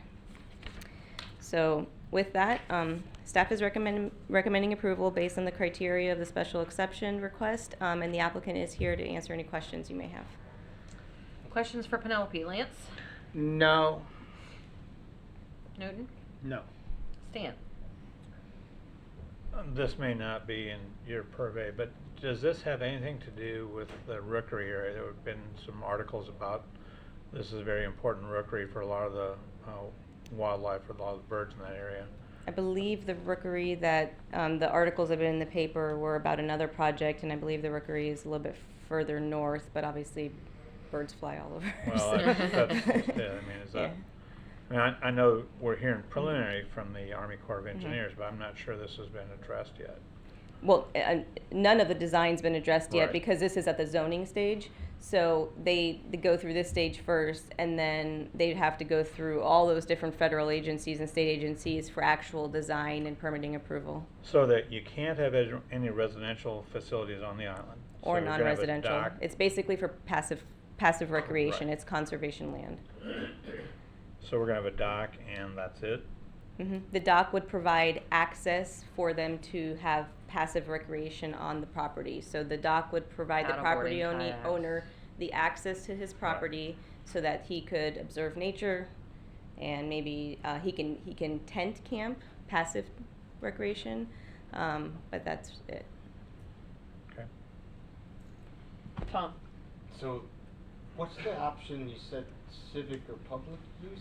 That's the only permitted use on conservation, So like a public park. use means you could have parties there that he invites the public to? I'm not sure what that means. Or Public private, use. though. He couldn't start a business from the dock. No, that would be a commercial. Right. Well, if he doesn't have anything built there, So there's not really that's the key, is public he's not use. building It's anything weird, else, yeah. but. But in order to have like an event, you'd have to get a special event Event permit. And there would be requirements for that, you know, as far as, you know, that the city would have to go through. I mean, I So he couldn't could really- invite folks to come over, they all tie up their boats at the dock and. What he is applying for today is for a private recreation facility so private. He's not requested any kind of public facility or anything So all like that. those people are just his friends then? So I'd do it. And us. I'd invite Lance, he's my cousin. And I have a boat. There you go. I mean, that's possible, right? Mm-hmm. To hang out for a few hours, I guess if they're on his boat, but we've got in writing for him that his request is for private access of just him and his family to be able to access his property for passive recreation. How do we enforce any of this? As far as code enforcement, it's not like they're gonna drive by on their weekly trips around the district.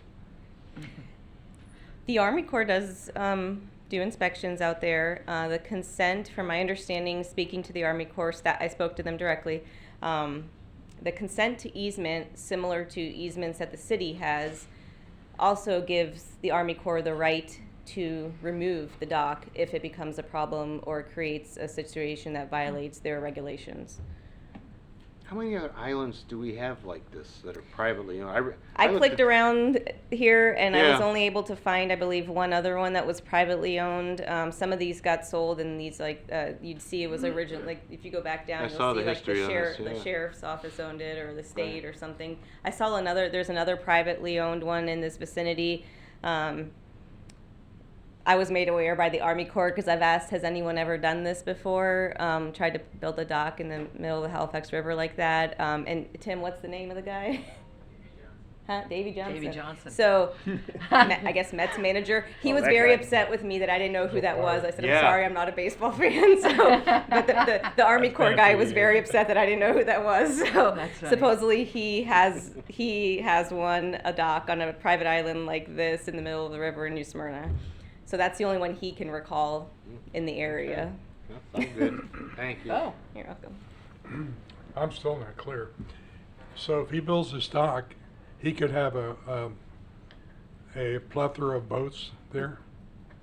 Or, It's just supposed to be it's one, Just for his it's family. like a single family, not single family, because single family's not It's a allowed. single- But it's like a single dock for one boat. so how many boats? Just one boat? That's, yeah. So that's easy to enforce, right? Forget Okay. a boat. I don't think we would be enforcing that though, would we? Would It'd be more, so our zoning is the land. I'll go back to this slide. If you can see here, this lighter color that spans from here to here is the Army Corps' right-of-way. So they're the main enforcement agency when it comes to what's in the water. So that's why the design, the special design criteria for this particular one, because they have the special design criteria that was done by that, if you saw in the staff report, it was called the Jack Spo Consulting. So they've got these special design criteria he's going to have to meet. That's all something that they're going to be reviewing and enforcing. And their consent to easement, my understanding is that if for some reason this dock creates an issue with navigation or anything like that, they would have the right to remove it. Similar to like when we allow fences in an easement, but we say if for some reason there's a drainage problem, we have to get in there, we have the right to take it down and not replace it. Right. Yeah, I had occasion to build a dock on Halifax years ago, and there was a lot of issues with the Army Corps. And the grass underneath the water can't be disturbed. There's a lot of restrictions. And first thing that came to my mind in this area is mangroves. You know, and I know they're pretty sensitive about mangroves. If it's legal, I don't have any problem with it. That's what he's asking for. He's asking for the permit. It's a special exception. It's not a permitted use by right. He's asking for the use. So that's what he's here for today. You good, Bo? That's it. I'm just curious how you end up with a little island like this and why I don't have one.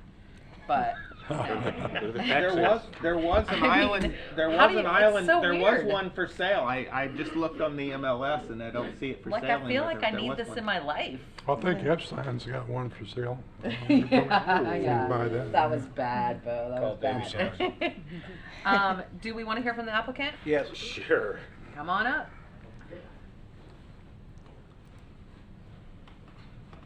Please state your name.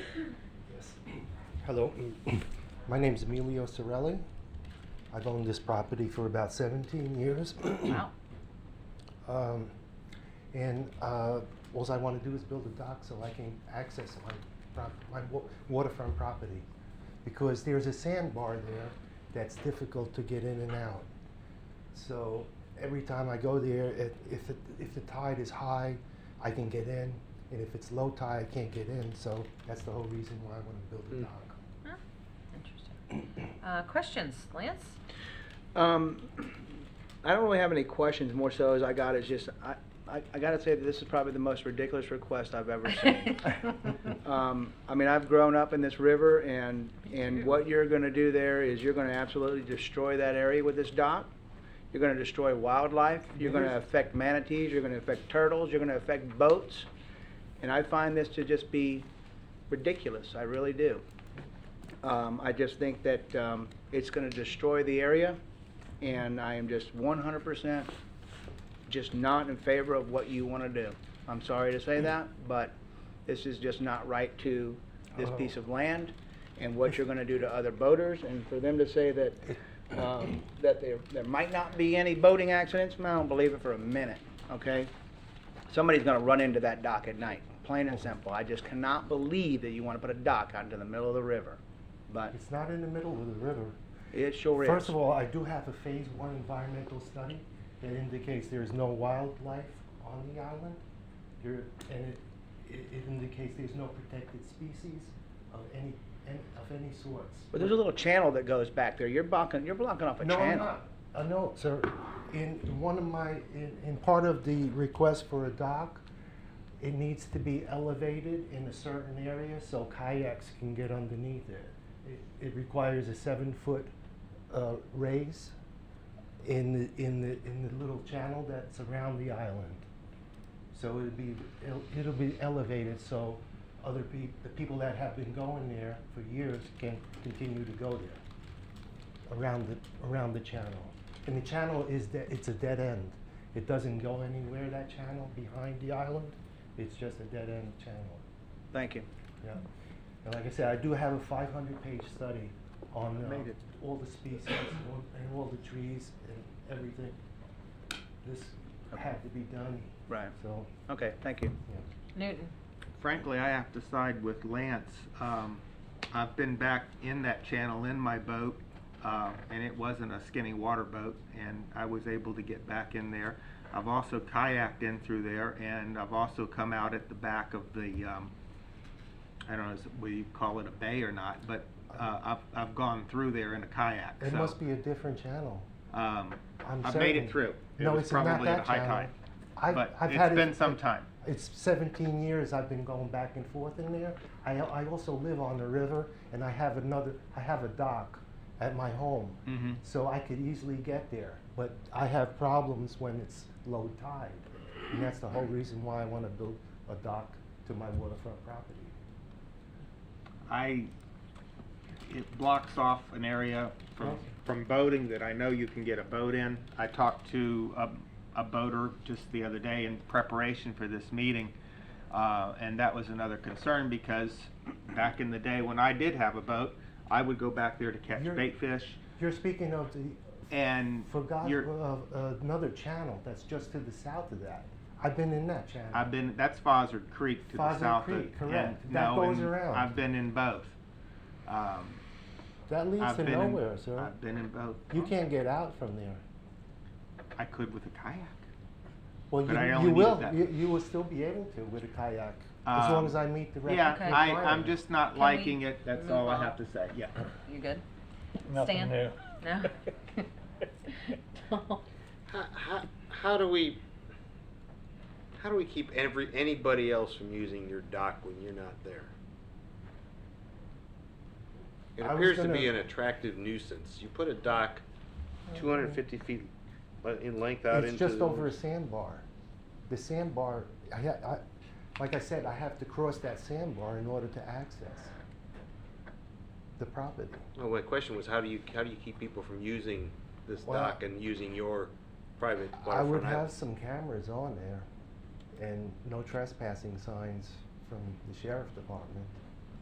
And I'd be there. I live 2 miles from there. Okay. All right. Thank you. Bo? I don't have anything. Thank you very much. Oh, you're welcome. Any comments from the public? Come on up. Please state your name and address. My name is Susan Bostwick. My sister owns the 52 acres that are on the, well, let me just read this. She sent this to me. Now, I'm reading it for me, but my name is Susan Law Bostwick. The Law family owns over 50 acres to the south, to the west, and is adjacent to this property, which is requesting permission to build a 250 dock and a boathouse. We are concerned that this proposed dock and boathouse will block boat traffic, that is kayaks, boats, sailboats, and it will block our western access to our property from the Halifax River. We are also concerned that it may change the sandbar configuration on the east side, the Halifax River, of our property and will cause erosion to our property. We received a certified letter from the City of Port Orange 2 days before this hearing. Given the shortness of the notification to us, we have not had time to research the other aspects of this notice. And she wanted me to read that to put it in the record. Awesome. Thank you so much. Anyone else wish to speak to this? Come on up, sir. Jack McVeigh, 5431 Canaan Court. My birthplace, Manchester, Connecticut. I am the former chairman, 5 years, of a conservation commission. And after looking at this, there is a close proximity to a rookery that has been designated by the Florida Fish and Wildlife Commission as a critical wildlife area. I don't think we need humans to interrupt the interactions of the birds on that island any more than they already are by boat traffic. And I think by putting a dock that protrudes out from one of our islands will impede on river boat traffic. Thank you. Thank you. Last comments from commissioners. Lance? No, I have no more. Newton? I'm done. Stan? Nothing new. I'm good. Thank you. Bo? And I have none, so I am willing to someone to make a motion. I'll make the motion. Motion to approve case number 20-70000001. I'll second. Roll, please. Bo Bofamy, No. Tom Jordan, No. Lance Green, No. Newton White, No. Stan Schmidt, No for me. Chair Mills Benay. No. Thank you so much. Item number 8. Case number 20-25000001. Text amendment chapter 2, 12, and 17 for Senior Independent Living Community PCA zoning district. Penelope's popular tonight. Yeah. Good evening, Penelope Cruz Planning. So Cameron General Contractors, working together with Resort Lifestyle Communities, who are here today and would like to give you a presentation after I'm done, are requesting approval of a land development code text amendment to the PCA workplace district in conjunction with the proposed age-restricted senior independent living community development in the PCA district. You can see here the lighter blue striped color on the graphic here shows the PCA Workplace District, which is generally located along Williamson Boulevard corridor between Summer Trees and I-95. The applicant's land development code amendment includes 3 items that were discussed in detail in the staff report, so I'm not going to get into all the details right now, but in the interest of time. But basically, they are looking to create a definition for senior independent living communities. We don't have that particular use defined in our code right now. Add a parking requirement that is associated with that use, and add senior independent living community as a permitted use in the PCA Workplace District with a land area limitation and specific dimensional requirements. If that's approved, they intend to submit a site plan for a 130 unit all-inclusive senior independent living community for seniors 55 and older in a single 3-story building consisting of a total of approximately 180 square feet on the proposed 12.4 acre property that's outlined here in red. And as part of this request, a general traffic comparison was conducted to evaluate the impacts of this proposed land development code on traffic generation rates in the area. And if it was approved and the senior independent living community would be developed on that subject property there at the corner of Town West and in Williamson, there's a potential to reduce the net PM, peak hour, and daily vehicular traffic by at least 80% compared to what the current permitted uses are on the property and what we've actually received proposed plans to develop in the past. But like all developments, we would actually do the complete transportation analysis once a site plan would be submitted, and they would be subject to the transportation concurrency requirements, and based on that analysis, potentially you have to pay into the transportation fair share and or do physical improvements to the area. The applicant held a neighborhood meeting on December 19th at the Lakeside Pavilion with residents that are adjacent to this proposed site. And according to the applicant, there's many residents expressed concerns about the possibility of commercial development that's currently zoned on the property being developed there, and that resulting increased traffic. And when the senior independent living community use was compared, the residents appeared to support the applicant's proposed development due to the lower trip generation rate as well as the buffers to the adjacent subdivisions. So with that, staff is recommending approval, and the applicant is here and would like to also give a presentation. Any questions for Penelope?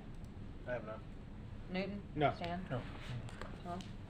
Thank you, Penny. All right, I'll hear from the applicant. I know we're on a no roll tonight, but don't be scared. No. Thank you for your time. My name is Charles Baverman. With me is my colleague Bob Lewis. We're here on behalf of Cameron General Contractors and Resort Lifestyle Communities. Yes, good evening. For the record, Bob Lewis. I'm the Director of Development for Cameron General Contractors and Resort Lifestyle Communities. Our application is for a text amendment, but we are owners and operators of independent living communities around the U.S. That's all we do. So what we're showing you tonight is what we intend to build. It's a 130 unit, all-inclusive senior independent living community. We currently have one open in Tallahassee. We have one open in Naples. We're under contract in Sanford. Actually, we own the property in Sanford, probably be under construction in June. We're working one over in the Villages. We have one that's opened in Bradford. We're working on one in Sarasota County. So we do have quite a few operations in the Florida area. We currently have a total of 34 independent communities open, roughly 17, I believe, under construction, another 20 so in the development. We've got a small slideshow here. I don't know if I can get it going here or what the process is here. There we go. So again, 33 open operating communities currently around the U.S. Let's go on to the next one. Again, it's a highly amenitized community. It's 130 units, 128 rentable. We have a guest suite and we have live-in managers 24/7. So we are occupied 24/7 by our staff. It is 3 meals a day. It's an all-inclusive. It includes the 3 meals a day, concierge service, valet parking, maintenance, housekeeping. We have a free shuttle bus service for our residents. Included in that, we have a 150-seat theater in our community. We have a fitness area. We have a fitness director. We have quite a bit of common space, library, billiards room, those things. Typical apartment. It's a senior apartment. A typical apartment building has roughly around 20% common space. Ours has 40% common space for our residents. So that's kind of an oversight of that. To give you a little background on the residents that move into independent living communities. What I can tell you today, if at this location, based on the 33 that we have open, 70% of the residents that move into these locations, our locations, already live within 8 miles of this location. So we have done a demographic study. We've looked at the availability, the competition, and we feel that this would be a very successful location for us to build this community. The average age at move-in for our community is 80 years old. The people who move into these type of communities are people who have lost the ability to drive, lost a spouse, or are looking for community. That's the standard for independent living. Say that page again, please. 80. About 40% of them don't even own cars or don't drive anymore. That's who moves into this type of community. So we feel there's a niche for this type of community in the market. Again, we've done our demographic study. What we're showing you here again is a 130 unit building. It's roughly made up of 4 3-bedrooms, not because we need it for more people, but because Grandma doesn't like to get rid of her stuff. No kidding. We have 4 studios, and then we split the difference between the 1 and 2 bedrooms. When occupied, fully occupied, it's 155 to 165 residents that move into our communities. This is the building you're seeing here is a typical prototype. We've got the apartments on the ends, and then we've got the core or the community in the middle. It's about a $35 million investment on our part. Just a clarification, it's about she mentioned, I think you said 180 square feet. It's 180,000 square feet building, and that was shown on one of the other slides too, but just to clarify, it's about a 68,000 square foot footprint. We did meet with the neighborhood, and we shared this same presentation with them. And what came out of the neighborhood meeting, and Penelope is right, is it started out as any typical neighborhood meeting. Is we went through the whole presentation, and there was obviously some resistance to our type of use, and then or any use, to be quite honest, on the property. And then once we got into it and started talking about traffic generation, and we understand there's Port Orange is not unique to traffic. Florida is not unique to traffic. Charlie and I work all over the United States, and traffic is always a concern of anybody anywhere we go. We are a very low traffic generator, and I think Penelope showed that very well. When you look at what's currently allowed under the zoning and the fact that we can reduce that by 80%, and we brought that up to the neighbors, that was a big relief on their part. The other things that came up, obviously, is the buffers. And we assured them that we would meet the buffer requirements that we have shown in our text amendment. Stormwater runoff was another one for the people behind us. Again, following all regulations as we would have to do, we would maintain the stormwater runoff as it exists today and not increase that. I already talked about traffic. The other thing that was brought up in the neighborhood meeting was the maintenance along South Williamson Boulevard. Some of the neighbors indicated that they've actually gone out and had to do some of that mowing of the right-of-way. And I assured them, again, as the owner-operator of this community, that we would maintain that right-of-way and that would not be an issue in the future. And really, that's kind of a short version of that. Again, we've done some cross-sections. We're sitting quite a ways from the existing properties. There's some property outside our control that we don't own, that we will not be removing any of the trees. So those existing trees on those properties would remain, and some of that's, I think the Royal Palm owns most of that surrounding area as part of their common space of detention, and we would not be involved in any part of that properties. In your defense, when that neighborhood was built, people protested it too, so. Oh, sure. Every neighborhood. Every Yeah. neighborhood. Mhm. Lance? No, I have nothing for him. Again, I'm all about the lesser of all the evils when it comes to the traffic, and we already know that these type of communities generate probably the least amount of traffic. This potentially could have commercial on it, which would just destroy the property, I think, if we did that. So again, just looking at less impact, I think from a traffic standpoint, this is probably the least amount of impact, and again, you're looking at a $35 million investment into our city, so. Jobs. Newton? Yeah, I agree, and definitely some of the other things that I had heard floated for that same piece of property would certainly generate a lot more activity. One thing, you call your facility a community. Most places with an they call it an assisted living facility or an adult living facility. What makes yours different that you call it a community? First off, we're not assisted living. We are strictly independent living. Our staff is not licensed. Excuse me. Yes. And it's a marketing. We have a live-in manager couple that lives in the community and becomes very knowledgeable of the residents that live in our community. They see them every day. They have breakfast, lunch, and dinner with them.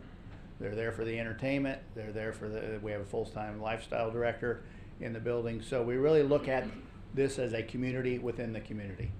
And that's how we market ourselves. We do not use the word facility. That's kind of that's a nursing home in our world, and that's not what we are. We're a lifestyle for our residents. Even though they're 80 years old, we're still a lifestyle for them, and that's the way we address it and we market it. All right, now, are you rental or ownership? We are, there is no buy-in. We are a month-to-month rental. And the reason we do that is we make it easy for our residents to get in and to get out when something changes in their life.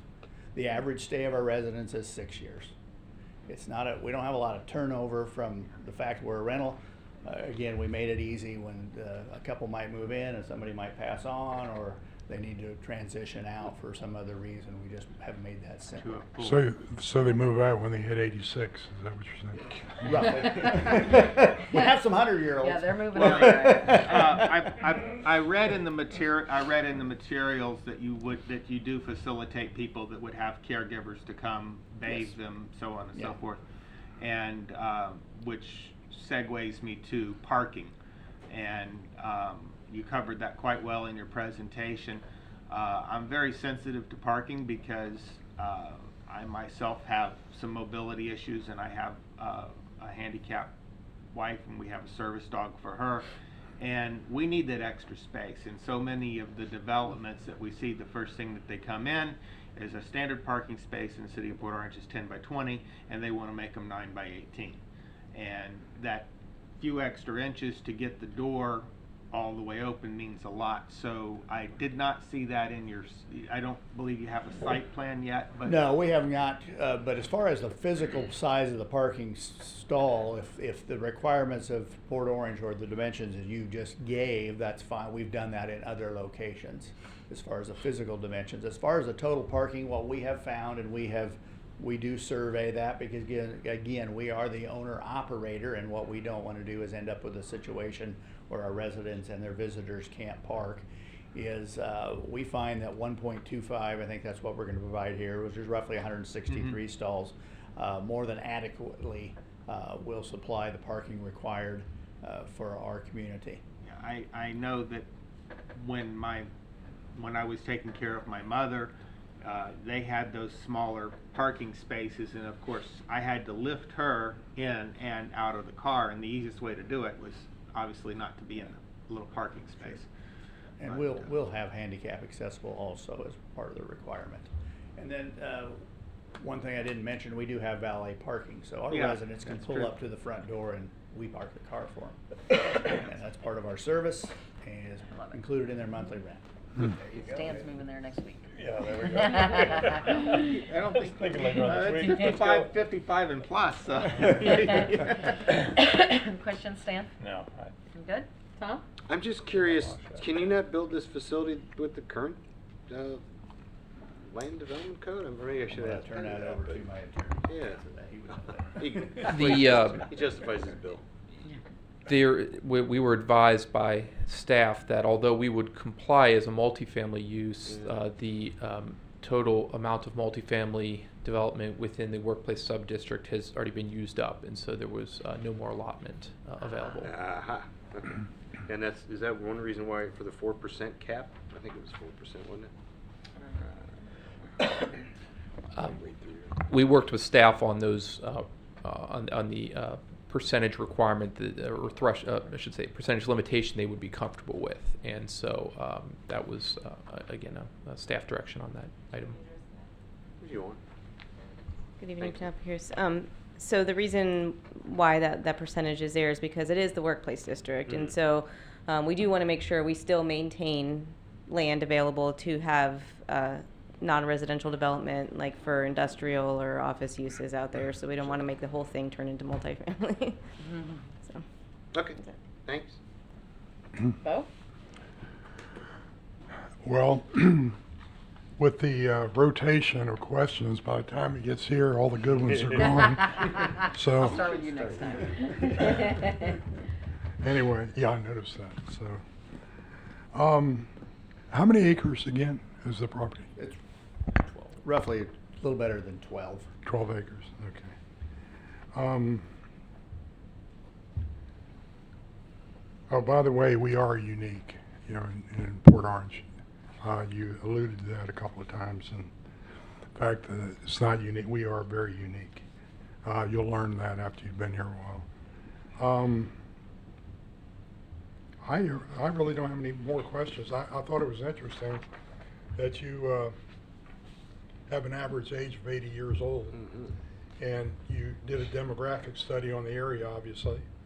Where do all these 80-year-olds come from? I mean, They live right here. They're in their houses right now waiting to move into this community. Which means they're going to By the sell their time, house. by the Bo. time we're done voting, everybody here will be 80. do you have a Can he get the Can property? I get the list? list of property owners? Okay. I just have one question. All of that property behind you that's wooded, that's your property, right? So that will stay that way? Let's go back to a site plan if you could, Charlie. No, most of that's owned by the Royal Palm, I believe, if I'm saying Oh, that okay. right. But is that marked conservation area for them? They hope it is.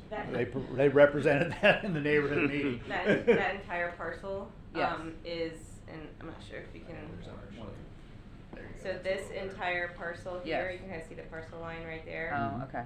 That's part of Royal Palm Phase 1, and this area here is in a conservation easement. Perfect. That's what I wanted to know. Okay.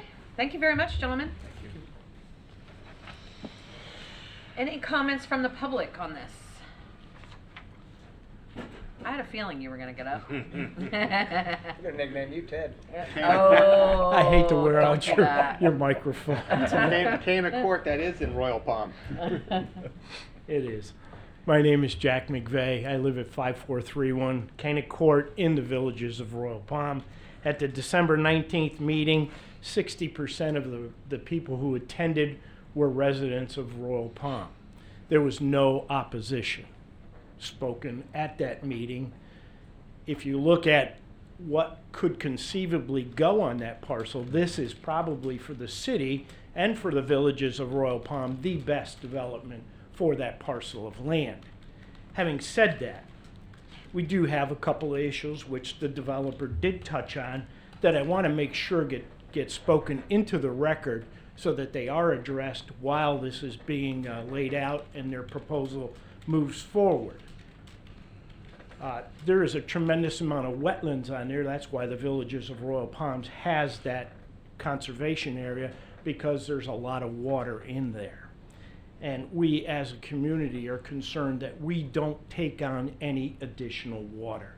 In some of the developments that have been built around Royal Palm recently, we have taken water on some of them. So we're concerned that during the process that no water ends up in Royal Palm.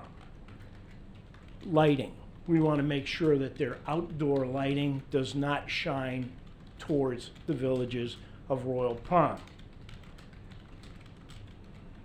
Got a lot of turtles in there, huh?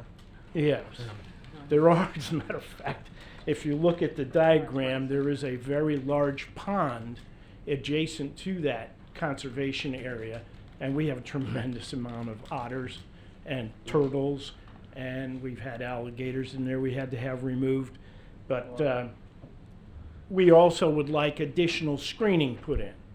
We want to make sure that we are protected against the residents coming into the conservation area, so that a fence and landscaping are put into that development as well.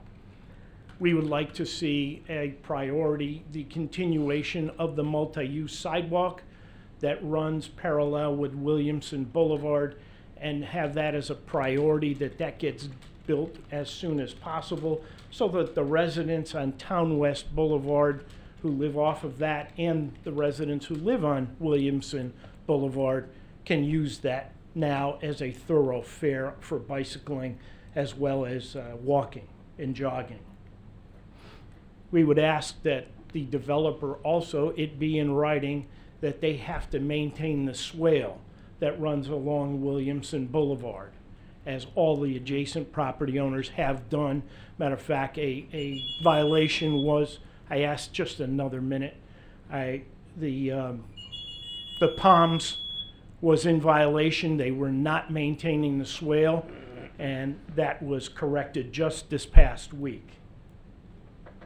The only other issue that we have is for you folks to think about the light at Town West and Williamson Boulevard. At peak hours, it backs up. So where the entrance to this proposed development is, it would be important that the traffic not be impeded upon. And I thank you for allowing me to speak 3 times tonight. Thank you. Anyone else? There being none, I'll entertain a motion. I've been making motions all night. All right. Make a motion to approve case number 20-25000001. Second. Motion and a second. Roll, please. Bo Bokamy, Yes. Tom Jordan. Yes. Lance Green, Yes. Newton White, Yes. Stan Schmidt. Yes. Chair Mills Benet. Yes. Thank you very much. And now we have our staff report. I thought we had one more item. We don't. No. Staff report. That's you, Tim. Come on out.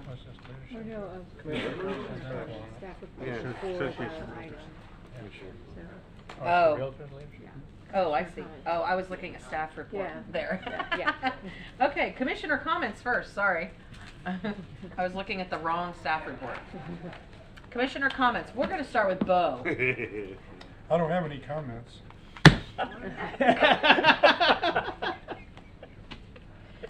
I just wanna let y'all know, it's a tough job controlling the men up here, all right?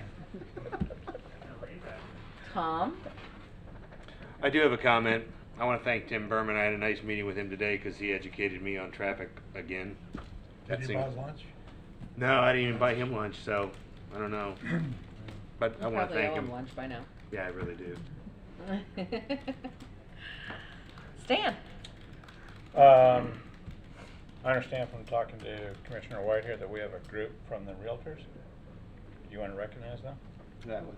Oh, my- oh. That was my thunder, but. Okay, well, why Question don't went the wrong way you, this why time. don't you tell me about that? Newton? Okay, every year, the Daytona Beach Area Association of Realtors has a Oh, the class called leadership. Leadership. Yep. And part of leadership is you have to attend a number of municipal meetings. And I invited my colleagues to be at this meeting and promised them that I would have their names read into the minutes of the meeting. So I would like to recognize Jess Blodgett and Brian Griffin and P.W. Mayberry, who had to leave early, was also here this evening. Awesome. And they are earning their points and checking their little boxes off on leadership, which I participated in 2018. Awesome. Well, thank you guys for coming tonight, and thank you for choosing us over council. We are kind of cooler, so we're glad you came I to thought see they were us. just planning commission groupies. Could we get some of those? We have a couple, actually. I So might wait. need makeup and hair for that. Yes. One guy left We early got before Sarah. he get his full nap credit. You're right. Anything else, Stan? Newton? Nope. Lance, I know you got some stuff. I Spill do. it. I'm just going to go on the record to say that I could not be more disappointed with the Acorn storage facility and how it's landscaped. It is not something that is, in my opinion, the vision for that particular area. I never thought that I would come down the road and just see sides of the buildings. And again, could not be more disappointed with the outcome of it. I know it's a great project, but not the vision for the neighborhood, I don't believe. I don't think that's what we've progressed or that's what we've matured to be in that area. And like I said, as we go forward with these other projects, I want to be more stringent with the landscaping and more stringent with the buffers. And I don't believe that is a business that needs to be seen from the road, and that's what you see from the road. So that is my comment on this one tonight, but again, couldn't be more disappointed in it.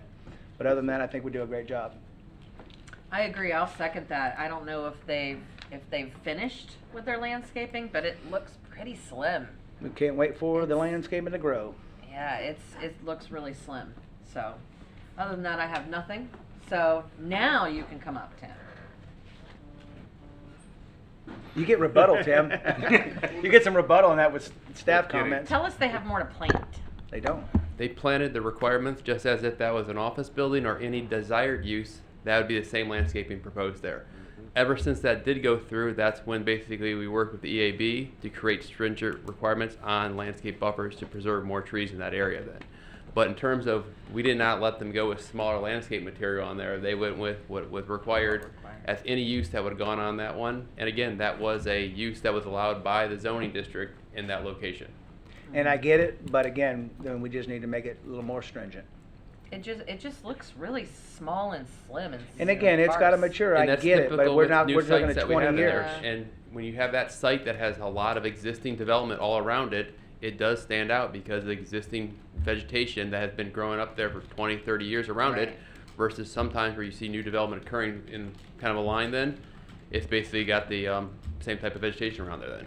But basically it was... But we let them thin it out. We let them just take it all to nothing, man. A lot of the stuff came from too, and from the thing out was requirements with Volusia County and basically doing some of the stormwater and those turn lane improvements that the county made within their right of way. I get it, but Hopefully I don't like it. Don't have to be happy about it. I don't like it. I mean, I but don't from like the standpoint, Waffle House the side. standpoint of basically they've met the land development code requirements. Our staff basically had them meet the requirements of the code on that one. There was no. I understand it. If I Nothing- remember right, didn't we pushed them actually closer to the road to leave more buffer in the back too, didn't we? No, we basically they met the No, required both sides of the buffers back. and setback requirements along the front of basically airport and Williamson Road there. No, I mean, I thought they could have put it further back off the road, but it was shifted There was wetlands away in from the back. sanctuary. But they followed the setback requirements. We never kind of discussed pushing it back then, but they just met what the requirements are for setbacks then. Can I get one more question to Tim? Go for it. How are we making any progress with the little BP station getting the interconnectivity through the Walgreens? Yeah, we're continuing to work with that then. They continue to work to try to get Walgreens to communicate back with them. The owner is very adamant with getting with Walgreens. They're not the best to reply back to him. So he's continuing to make the improvements necessary to get it up and going and continues to try to get with Walgreens so we can seal that deal then. So he is doing everything he possibly can Walgreens does not seem to like to respond, but he is very persistent and trying different avenues to get a hold of Walgreens, and we are trying to help too, with some of the contacts we have to try to get him in touch with Walgreens. Wasn't the variance contingent upon that, or no? No, that was basically, the variance was approved, and, you know, per the code, he has to basically put up to that access point, but he basically has continued to work with Walgreens, and Walgreens has to kind of bring on their property, bring it to Connect then. I think he realized that would really benefit. But he his is, business. he's, we see the emails, he forwards us emails as he is working with them in the phone calls then, so he's doing what he can to make that happen, plus bringing the site up to code eventually. Awesome. Thank you, Tim. So do you have anything good to tell us? There's activity on the corner of Madeline and Williamson with the church improvements going on, and Chairman, Councilman Jordan, you know, basically, you know.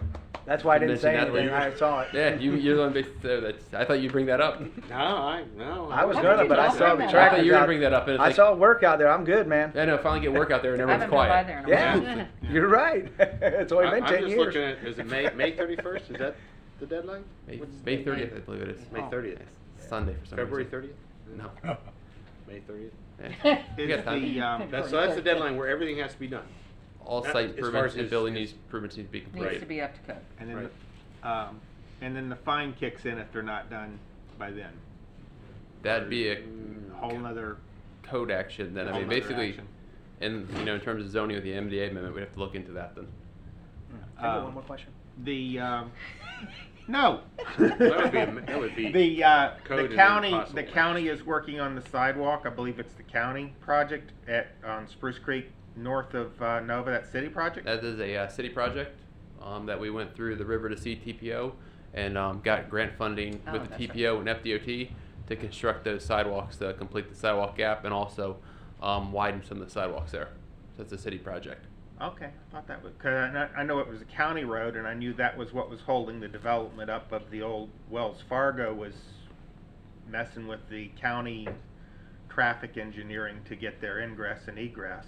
Yeah, we're continuing to work on that, but that project is ours with it, you know, within that their right of way, but it's a city-run project then. Well, along with that, not part of that project, but are we gonna close the gap across the railroad tracks at Commonwealth for those people that use those same sidewalks?